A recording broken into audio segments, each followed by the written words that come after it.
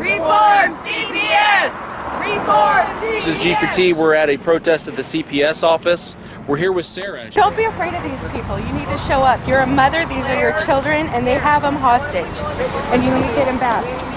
In July of 2009, my children were taken into CPS custody. 2 little boys, they were ages 2 and 3, and they were taken because my boyfriend at the time, when I was pregnant, knocked me into a coma for 9 days. And I went to the hospital, and I came out of the hospital and I realized my children were gone. I immediately went to start my case plan, which was very arduous and long, huge case plan. From domestic violence classes for victims, from PEP classes, all different kinds of classes. And I was doing that while I was pregnant and working. I kept up my own apartment, and I did this case plan for the rest of the 9 months while I was pregnant until the baby was born. CPS had promised the baby to come home. They have arranged for a Bridges program to be at my house. They continuously called me and said, "Are you ready for your baby to come home?" I said, "Yes, I've got everything for the baby." And I went to counseling, and that was part of my case plan. And I would tell my counselor, if there is a chance that the baby's not going to come home, please let me know, because I will not be able to deal with it. And my counselor, Karen Collins, who is contracted with CPS, said, no, Sarah, your baby's coming home. Nothing to worry about. You're panicking for nothing. So the baby was born. The worker that was assigned to my boys was not the one assigned to the baby. A new worker who did not know me or my case plan or anything about me came to the hospital and removed the baby. And it's on the paperwork because mother was emotional and was crying. I was scared to death when I don't know this woman. My other children were removed. I was taught Awanas Bible study. I was vice president of the Moms Club. It's an international organization for mothers and children. I was a very hard worker. My house was clean. My children drank Monavie. They had a good life. And so if they can be removed, I knew that the baby could be in danger. So I was very worried. I was not crying, but my tears were just falling. That baby was removed for me being emotional a day after birth.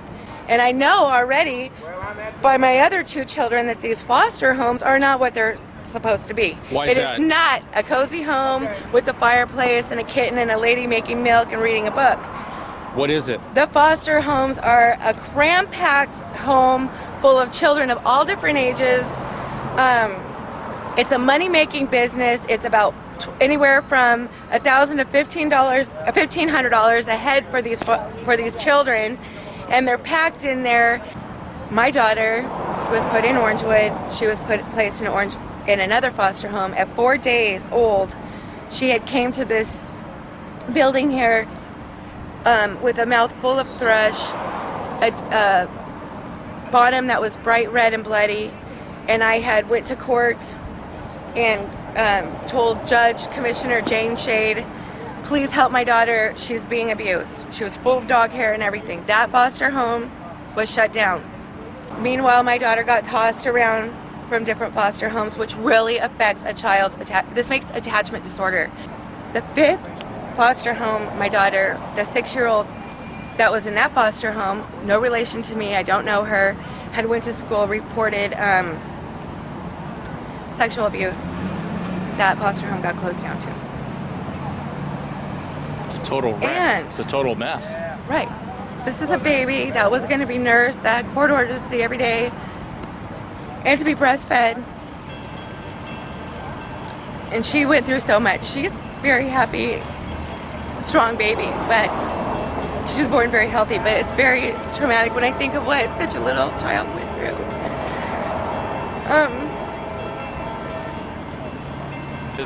Pastor Drake? Yes. Now, Pastor, how did you get involved with the whole CPS movement, or the Reform CPS movement? Well, I've been involved for over 20 years. I run a homeless shelter in Buena Park, and so 80% of the people that come through our homeless shelter every year at our church, 80% of them plus are what many folks refer to as dysfunctional family. Divorced, lost the children, having trouble with CPS.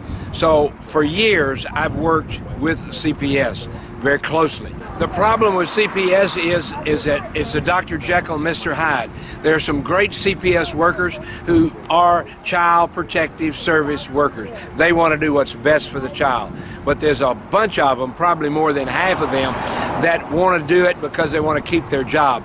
They're told in meetings that I have attended, I have heard with my own ears, they're told, what is your caseload to a particular worker? And they would say, well, I have 5. They'd say, well, we're going to terminate your position if you don't get more children, if you don't get more caseload. So they're out looking for cases. Now, once they get a case, if they take the child away and put it in a foster family, CPS gets money. If they adopt the child out, they get money. If they give the child back to the parents, they get no more money. It's a dollar and cents situation. So the main thing that needs to happen with CPS is they need to stop using financial incentives to take away children from families. They need to just give them a budget and then reevaluate that budget every year, not base it upon how many children they take away. And not absolutely. What they need to do is they need to get CPS workers that are qualified. The Ninth Circuit Court of Appeals just heard a case and sent it to the Supreme Court. I'll be in that Supreme Court on the first day of next month to hear that case. They, in their report, now the Ninth Circuit, not a bastion of conservatism by any stretch of the imagination, but they said that the average CPS worker is not well trained. Ninth Circuit Court of California, the Western District, said they are ill-trained and they're not trained to do what they do. They're making decisions, psychological decisions, sociological decisions, and they have no training, no education in that. Now, mom and dad are sitting at home watching this video. They got 3 kids in school. They've never had a problem with anybody. Why should they be concerned? Well, they should be concerned because that scenario, that mom and dad could have a neighbor that gets mad at them because their dog crapped on their yard, and this is a real story. The guy had 3 children. Him and his wife both worked. They made sure that there was an adult present with them at all times. They took good care of their kids. They had a dog that got out periodically and would crap on his neighbor's lawn. And he crapped on the neighbor's lawn, and him and the neighbor almost got in a fight over it one time. This guy said, I know what I'll do. I'll call Child Protective Services. They called Child Protective Services and said, those people are neglecting their kids. I see them out. They lied. And they came and took the children away from them. They literally took them away from them, and they got them back eventually, but it took them 18 months. 2 of their daughters were in foster care and molested by foster parents during that 18 months, all over a false allegation.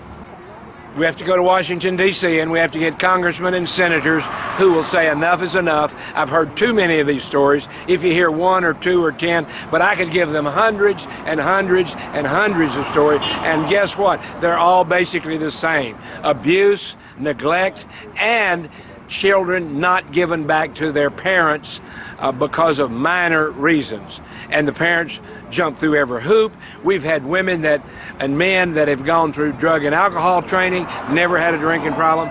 They go through parenting classes, they've been good parents, and then they still won't get back. So what we've got to do, we've got to get some congressmen and some senators that will say enough is enough. We must reform. My telephone number is 714-865-8132. We will take anybody's story. I have an investigator full-time on staff. Was a licensed private investigator in the state of Texas for over 5 years, so we know what we're doing. So if you have a case, you think you have a case, get it to me, call me, email it to me. We will investigate. Do you have an email or a website? Email is Wiley, W-I-L-E-Y, Wiley at att.net. We have hundreds coming in daily, and here's what I tell them to do. If you're anywhere near Buena Park, come on my television show at globalfamilytoday.org and tell your story. We'll let you come in the studio. Thanks, Pastor. Appreciate it. Thank you.